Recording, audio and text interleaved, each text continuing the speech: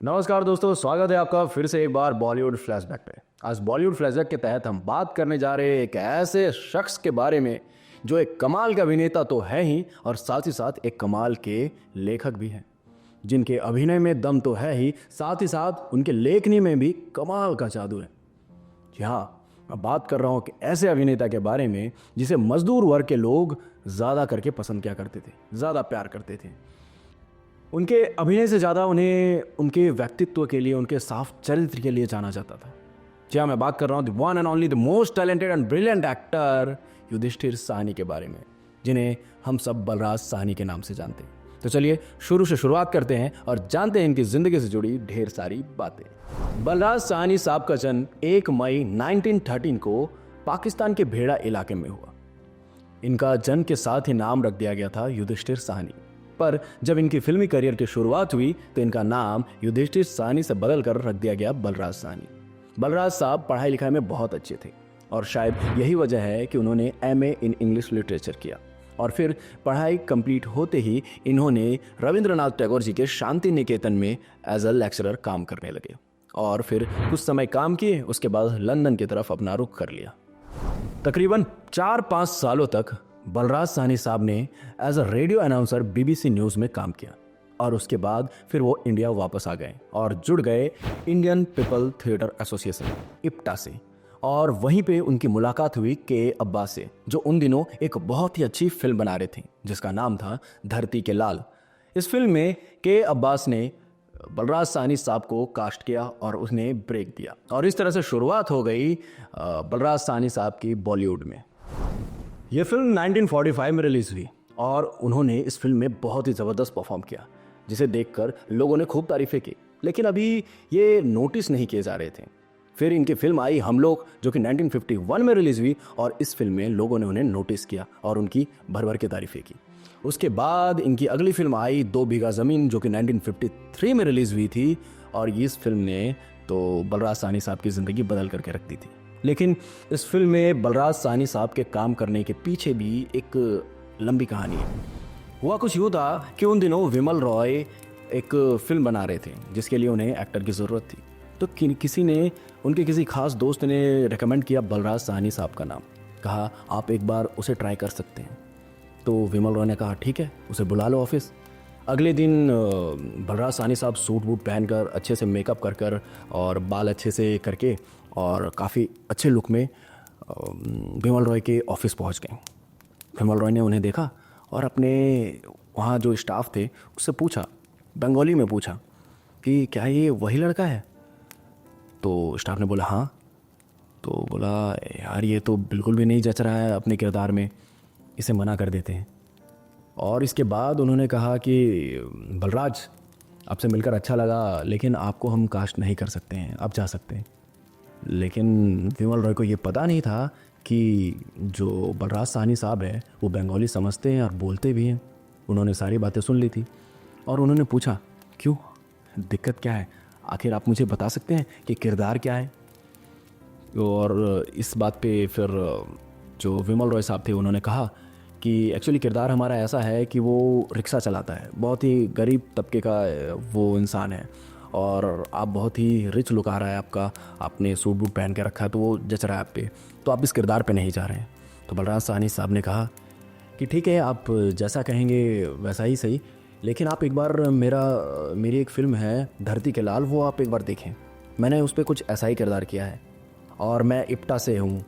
तो ये बताने के बाद उन्होंने थोड़ा सोचा और कुछ देखा और उसके बाद उन्होंने तुरंत ही बलराज साहनी साहब को वहाँ फाइनल कर दिया और इस तरह से ये फिल्म बलराज साहनी साहब को मिल गई। फिल्म 2 बीघा ज़मीन के रिलीज़ होते ही बलराज साहनी साहब का नाम अमर हो गया। उन्होंने इस फिल्म में बहुत ही ज़बरदस्त परफॉर्मेंस दी, उन्होंने बहुत ही मेहनत किया था इस फिल्म में परफॉर्म करने के लिए। वो हर रोज़ अपने बच्चों को रिक्शा में बैठाकर नंगे पांव दौड़ा करते थे, उनसे जितनी मेहनत हो सकी उन्होंने की, हर एक चीज़ रिसर्च किया और जितनी गरीबी को हो सके उस गरीबी को महसूस करने के लिए उन्होंने वैसे लाइफ जीना शुरू कर दिया था। और यही वजह है कि उन्होंने फिल्म में अपना बेस्ट दिया और फिल्मों को बहुत सराहा गया, उनके अभिनय को बहुत सराहा गया और इस तरह से उनका नाम अमर हो गया। जब ये फिल्म रिलीज़ हुई तो इसने एक इतिहास रच दिया। बलराज साहनी साहब जितने अच्छे अभिनेता थे उनसे कहीं ज़्यादा अच्छे इंसान थे। वो गरीबों का दर्द समझते थे और हमेशा उनकी मदद करने के लिए तैयार रहते थे। बलराज साहनी साहब जब BBC न्यूज़ में काम करने के बाद लंदन से वापस लौटे तो उन्होंने कम्युनिस्ट पार्टी ज्वाइन कर ली और अपने विचारधाराओं के कारण उन्हें एक बार जेल भी जाना पड़ा और फिर फिल्म हलचल की शूटिंग के लिए उन्हें जेल से मोहलत लेनी पड़ती थी और फिर वो जा करके फिल्म की शूटिंग कंप्लीट करते और वापस जेल में आ जाया करते थे। धीरे धीरे करके बलराज साहनी साहब ने एक से बढ़कर एक किरदार निभाए, चाहे वो फिल्म सीमा में हो या फिर फिल्म सोने की चिड़िया में। इनके बाद इनकी एक आई फिल्म जिसका नाम था वक्त, और इस फिल्म का एक गाना बहुत ही मशहूर रहा जिसे आज भी लोग सुनते हैं तो मदहोश हो जाते हैं। यह गाना कुछ इस प्रकार है। ओ मेरी सोहरा जबी तुझे मालूम नहीं, तू अभी तक है हंसी और मैं जवान, तुझ पे कुर्बान मेरी जान मेरी जान। ये गाना बहुत ही मशहूर रहा, वाकई ये गाना बहुत ही अच्छा है। लेकिन बात करें बलराज साहनी साहब की तो वो जितने अच्छे अभिनेता थे उनसे कई ज़्यादा अच्छे वो लेखक भी थे। उन्होंने बहुत ही अच्छी चीज़ें लिखी हैं। उनकी लेखनी में एक अलग ही जादू था। बलराज साहनी साहब एक साहित्य लेखक थे जिसके सिलसिले में वो कोलकाता भी गए थे और वहाँ बहुत ही महान लेखक और संपादक अज्ञय जी का सहारा पाकर वो वहाँ पे पत्रों में लिखना शुरू कर दिए। कुछ समय बाद उनकी कई कृतियाँ प्रकाशित हुई और फिर उनकी एक कविता संग्रह भी प्रकाशित हुई, जिसके बाद वो और मन लगाकर लिखने लगे। वो पहले हिंदी और इंग्लिश में लिखा करते थे, फिर रविंद्रनाथ जी का प्रेरणा लेकर के उन्होंने पंजाबी में भी लिखना शुरू कर दिया। लेकिन उनकी ये लेखनी बहुत लंबी नहीं चल पाई क्योंकि उनको लेखनी से उतने पैसे नहीं मिलते जितने से वो अपना गुजर बसर कर सके। तो फिर उसके बाद वो वापस चले गए और रविंद्रनाथ टैगोर जी का जो वहाँ पे कला निकेतन था वहाँ पे जा कर के उन्होंने फिर से एज ए लेक्चरर काम करना शुरू कर दिया। 1960 में बलराज साहनी साहब पाकिस्तान यात्रा के लिए गए थे और फिर उसके बाद जब वहाँ से वापस लौटे तो उन्होंने लिखा मेरा पाकिस्तानी सफ़र, जो कि बहुत हिट रही और लोगों ने बहुत पसंद किया। अब बात करें बलराज साहनी साहब के लव लाइफ के बारे में तो इसमें सबसे पहला नाम आता है दमयंती शाहनी का। 1936 में दमयंती शाहनी और बलराज साहनी साहब ने एक दूसरे के साथ विवाह कर लिया। फिर 1947 में दोनों एक साथ एक ही फिल्म में नजर आए। फिल्म का नाम था गुड़िया। और फिर इसी साल, जिस साल ये फिल्म रिलीज हुई, उसी साल दमयंती शाहनी का देहांत हो गया। फिर बलराज साहनी ने अपने आप को बहुत ही मुश्किल से संभाला, अपने आप को फिर से वापस से नॉर्मल किया और फिर 2 साल बाद उन्होंने अपनी दूसरी शादी संतोष चंदोक के साथ कर ली। इस शादी के बाद उन्हें 2 बेटी और 1 बेटा भी हुआ, लेकिन एक बेटी की मौत बहुत ही कम उम्र में ही हो गई थी। तो चलिए अब बात करते हैं बलराज साहनी साहब के द्वारा की गई उन फिल्मों की फहरिस्त की।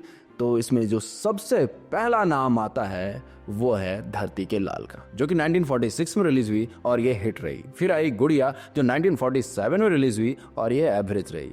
फिर आई हम लोग जो 1951 में रिलीज हुई और ये सेमी हिट रही। फिर आई हलचल जो 1951 में रिलीज हुई और ये हिट रही।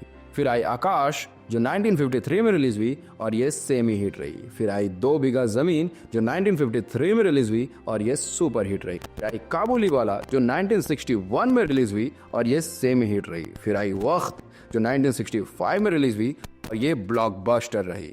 फिर आई हमराज जो 1967 रिलीज हुई और ये सुपर हिट रही। फिर आई 2 रास्ते जो 1969 में रिलीज हुई और ये ब्लॉकबस्टर रही। फिर आई गरम हवा जो 1973 में रिलीज हुई और ये हिट रही। ऐसे ही और भी कई बेहतरीन फिल्में बलराज साहनी साहब ने अपने फिल्मी करियर के दौरान किए, जिसे आज भी लोग देखते हैं तो तारीफें करने से खुद को रोक नहीं पाते। बलराज साहनी साहब देश के आज़ादी के बाद भी अपने मुद्दों को उठाना बंद नहीं किया था। उन्हें अपने विचारों के कारण जेल का भी सामना करना पड़ा था। बलराज साहनी साहब के भाई भीष्म साहनी भी एक बहुत ही अच्छे लेखक थे। 1969 में बलराज साहनी साहब को पद्मश्री अवार्ड से भी नवाजा गया था। बलराज साहनी साहब उन कलाकारों में से थे जिनका भारतीय सिनेमा के इतिहास में बहुत ही बड़ा योगदान रहा।